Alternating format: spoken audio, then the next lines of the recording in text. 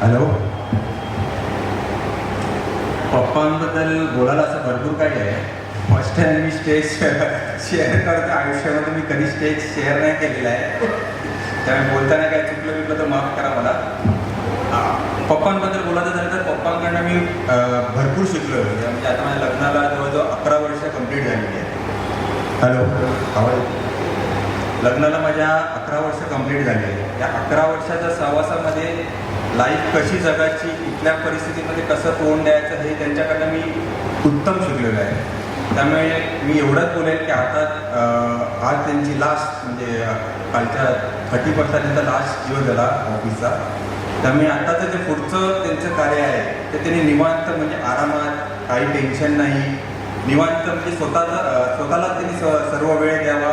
कुठलंही बंधन नको, काही नको, टेन्शन नको, टेन्शन फ्री आयुष्य आता जगलं पाहिजे. एवढंच मला बोलायचं आहे पप्पांबद्दल.